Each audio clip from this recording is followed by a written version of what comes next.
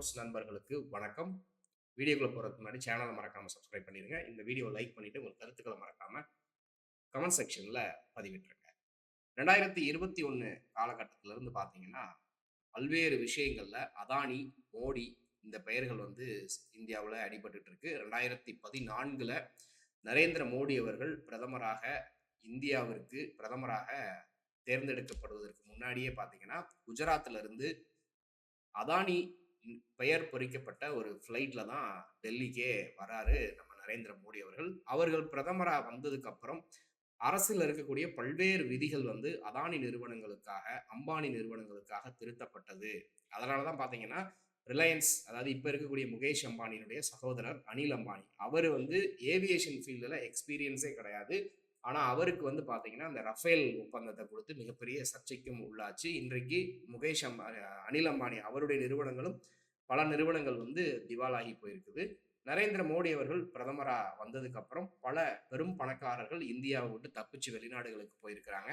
இந்த 10 ஆண்டுகள்ல மட்டும் பார்த்தீங்கன்னா, கிட்டத்தட்ட 25 லட்சம் கோடிக்கு மேலான பெரும் முதலாளிகளுடைய, பெரும் நிறுவனங்களுடைய கடன்கள வந்து தள்ளுபடி பண்ணியிருக்கிறாங்க. இது ஒரு புறம். இன்னொரு புறம் பார்த்தீங்கன்னா, கடந்த 2021க்கு அப்புறம் பொதுத்துறை மற்றும் தனியார் வங்கிகள் வந்து அதாவது மினிமம் பேலன்ஸ் மெயின்டெயின் பண்ணல. ஏடிஎம் கார்டு வந்து 4 தடவைக்கு மேல அதிகமாக பயன்படுத்தியிருக்கிறீங்க. உங்களுக்கு எஸ்எம்எஸ் வருது. இது எல்லாத்துக்கும் கனெக்ட் பண்ணி பேங்க் சார்ஜஸ் வந்து கணக்கு பண்ண ஒட்டுமொத்த தொகை மட்டுமே 36,000 கோடி அப்படிங்கிற தகவல நாடாளுமன்றத்துல இந்த ஒன்றிய அரசு வந்து சமீபத்துல தாக்கல் செஞ்சாங்க. திமுக எம்பி கனிமொழி அவர்கள் கேட்ட கேள்விக்கு தான் இந்த 25 லட்சம் கோடி ரூபாய் அளவிற்கான வாராக்கடனை இந்த பாஜக அரசாங்கம் வந்து மோடி தலைமையிலான அரசாங்கம் வந்து தள்ளுபடி பண்ணியிருக்கு அப்படிங்கிற ஒரு தகவலும் வெளிவருது. ஒரு புறம் லட்சக்கணக்கான கோடிகளை பெரும் முதலாளிகளுக்கு தள்ளுபடி பண்றாங்க. இன்னொரு புறம் வந்து ஏழை எளிய மக்கள்கிட்ட இருந்து பேங்க்ல மினிமம் பேலன்ஸ் மெயின்டைன் பண்ணல அப்படின்னு சொல்லிட்டு வரிய வசூல் பண்றாங்க. இது எல்லாத்தையும் தாண்டி கடந்த ஒரு 7-8 ஆண்டுகள்ல மட்டும் கிட்டத்தட்ட 21ல இருந்து 25 லட்சம் கோடி பெட்ரோல், டீசல், சமையல் எரிவாயு வரிகள் மூலமாக இந்த ஒன்றிய அரசாங்கம் சாமானிய மக்கள்கிட்ட இருந்து வரியாக வசூல் பண்ணியிருக்கிறாங்க அப்படிங்கிற ஒரு குற்றச்சாட்டை முன்னாள் நிதியமைச்சர் ப. சிதம்பரம் அவர்களும் வச்சதை நம்ம பார்த்துருக்கிறோம். ஸோ இந்த கதையெல்லாம் இப்போ எதுக்கு அப்படின்னு பார்த்தீங்கன்னா, இன்றைக்கு அதானி நிறுவனம் வந்து ஒரு சமீபத்தில் ஹாரூன் அப்படிங்கிற ஒரு அறிக்கையை வந்து வெளியிட்டுச்சு. இந்தியாவில் வந்து யாரெல்லாம் டாப் 10 பணக்காரர்களாக இருக்கிறாங்க அப்படிங்கிற வரிசையில பார்த்தீங்கன்னா, அம்பானியை முந்திக்கிட்டு அதானி முதலிடத்துல போறாரு. 2வது அம்பானி, 3வது வந்து ஷிவ் நாடார், தமிழ்நாட்டை சார்ந்த HCL நிறுவனத்தினுடைய நிறுவனர் ஷிவ் நாடார் வந்து இருக்கிறாரு. ஸோ இப்போ அதானி வந்து மோடி அவர்கள் பிரதமர் ஆகிறதுக்கு முன்னாடி எத்தனாவது இடத்துல இருந்தாரு? 500வது இடத்துல இருந்தாரா? 100வது இடத்துல இருந்தாரா? கிட்டத்தட்ட 500வது இடத்துல தான் அவர் இருந்தாரு. பிரதமர் மோடி அவர்கள் வந்ததுக்கு அப்புறம் அதானி உலக பணக்காரர்கள் பட்டியலேயே முதலிடத்துக்கு கூட இடையில கொஞ்ச நாள் இருந்தாரு. அப்புறம் 2வது இடத்துக்கு வந்தாரு. இந்த ஹிண்டன்பர்க் அப்படிங்கிற ஒரு அறிக்கை வந்ததுக்கு அப்புறம் தான் அவர் 50வது இடத்துக்கு தள்ளப்படுறாரு. திருப்பி சரிவை சந்திச்சுட்டு திருப்பியும் மேல வராரு. இதுக்கு இடையில பாத்தீங்கன்னா பல முயற்சிகள் அதானியை காப்பாற்றுவதற்காக நடந்தது அப்படிங்கிறத பார்த்துருக்கிறோம். ராகுல் காந்தி அதானி விவகாரத்துல ஒரு வெளிப்படையான விசாரணை வேணும் அப்படின்னு கோரிக்கை வச்சாரு. நாடாளுமன்றத்துல கேள்வி எழுப்புறாரு. ஆனா அவருடைய எம்பி பதவியும் பறிக்கப்பட்டது. அதே நேரத்துல பாத்தீங்கன்னா ஆம் ஆத்மி பார்ட்டியில் இருக்கக்கூடிய சஞ்சய் சிங் அப்படிங்கிற ஒரு எம்பி, அவரும் இந்த விவகாரத்தை குறித்து விசாரணை நடத்தணும் அப்படின்னு கேள்வி கேட்கிறாரு. அவரும் கொஞ்ச காலத்துல அமலாக்கத்துறையால கைது செய்யப்படுகிறாரு. அதுக்கப்புறம் மஹுவா மொய்த்ரா வந்து அதானி நிலக்கரி ஊழல் குறித்த கேள்வியை எழுப்ப ஆரம்பிக்கிறாங்க.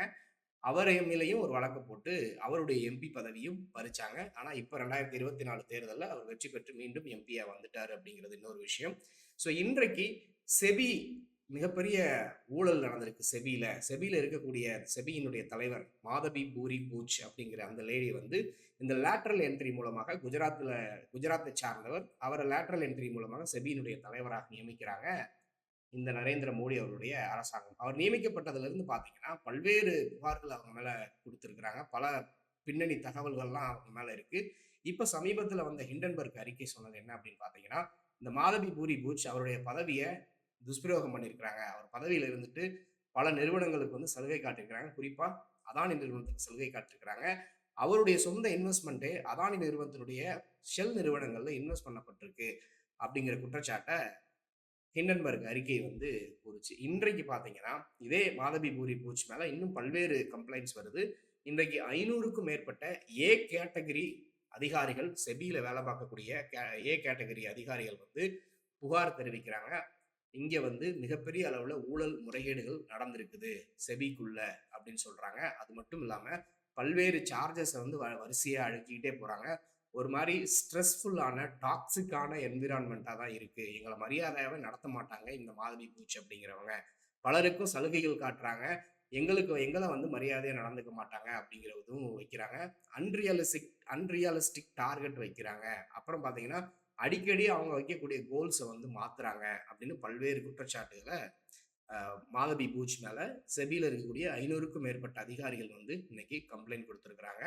அத தாண்டி பார்த்தீங்கன்னா, இப்ப ஏன் இன்றைக்கு வந்து இந்த அதிகாரிகளுக்கெல்லாம் எப்படி தைரியம் வந்துச்சு அப்படின்னு பார்த்தீங்கன்னா, 2024 நாடாளுமன்ற தேர்தல்ல மோடிக்கு, பாஜகவுக்கு பெரும்பான்மை கிடைக்கல. இன்னைக்கு கூட்டணி கட்சிகளோட ஆட்சியில இருக்கிறாங்க. ஸோ இதுதான் மிக முக்கியமான ஒரு விஷயமாக பார்க்கப்படுது. ஒருபுறம் அதானி நிறுவனங்களுக்கு காட்டக்கூடிய சலுகை, கடந்த 10 ஆண்டுகள்ல பொதுத்துறை வங்கிகளும், தனியார் வங்கிகளும் அதானி நிறுவனத்துக்கு எப்படி சலுகை காட்டுனாங்க அப்படிங்கிற ஒரு விஷயம் இருக்கு.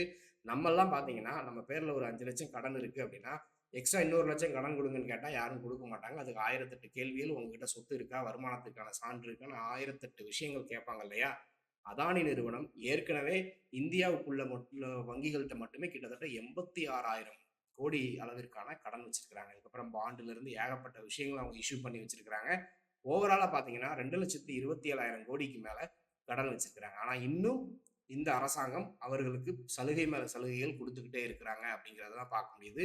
ராகுல் காந்தி அவர்கள் ஏற்கனவே சொல்லுவாங்க, மோடியை தொட்டா கூட மோடிக்கு வலிக்காது, ஆனா அதானியை தொட்டா மோடிக்கு வலிக்கும் அப்படின்னு சொன்ன மாதிரி இப்ப மோடி அதானி மேல ஏதாவது திரும்பிச்சுன்னா தேசத்துல இருக்கக்கூடிய அனைத்து விஷயங்களையும் கட்டுக்குள்ள கொண்டு வந்துட்டு அவர்கள் மீது எந்த ஒரு கல்லும் படாதபடிக்கு மோடி அரசாங்கம் பாதுகாக்குது அப்படிங்கிற குற்றச்சாட்டு தான் தொடர்ந்து வருது. இப்ப இன்னொரு மிக முக்கியமான விஷயம் என்ன அப்படின்னா, இந்த காலகட்டத்துல எந்தெந்த கம்பெனிஸ்லாம் வந்து பேங்க்ரப்ட்டுக்குள்ள போறாங்களோ, லோன் வாங்கிட்டு கடனை கட்டாம, பிசினஸ்ல வருமானம் இல்லாம கம்பெனி இழுத்து மூடக்கூடிய சூழ்நிலை வருதோ, அப்படி இல்ல அப்படின்னா, நல்லாவே இயங்கிக்கிட்டு இருக்கு அப்படின்னாலும், அவர்கள்ட்ட வந்து வருமான வரித்துறை மூலமாக, சிபிஐ மூலமாக, இல்ல அமலாக்கத்துறை மூலமாக ஒரு ரைடு போயி, அந்த நிறுவனத்த அடாவடியா அடிச்சு புடுங்கியிருக்கிறாங்க அதானி நிறுவனங்கள். அப்படி புடுங்கப்பட்டது தான் ஒண்ணு என்டிடிவியுமே, மும்பை ஏர்போர்ட் இது மாரி பல்வேறு விஷயங்கள் நடந்திருக்குது. அதற்கு வந்து இப்போ வந்து பேங்க் வந்து உடந்தையாக இருந்திருக்குது அப்படின்னு சொல்றாங்க. அதாவது 2,000 கோடி மதிப்புள்ள ஒரு கம்பெனியை வந்து வெறும் 72 கோடி, 80 கோடி, 200 கோடி அப்படின்னு வாங்கியிருக்கிறாங்க. அதுக்கு பேங்க்கும் உடந்தையாக இருந்திருக்குது அப்படிங்கிற தகவல் தான் இன்னைக்கு ஒரு மிகப்பெரிய ஒரு எக்ஸ்போஜரா வெளியே வந்திருக்குது. ஹிண்டன்பர்க் அறிக்கைக்கே இன்னும் மோடி அரசாங்கம் எந்த ஒரு விளக்கமும் சொல்லல.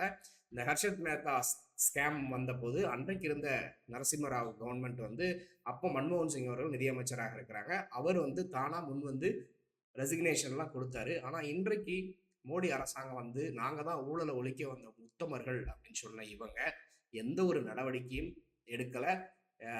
ஸ்பெஷல் இன்வெஸ்டிகேஷன் டீம் அமைக்கணும்னு எதிர்க்கட்சிகள் கோரிக்கை வச்சாங்க. அதுக்கும் இவர்கள் சம்மதிக்கல. நாடாளுமன்ற கூட்டுக்குழு விசாரணை அமைக்கணும்னு கேட்டாங்க.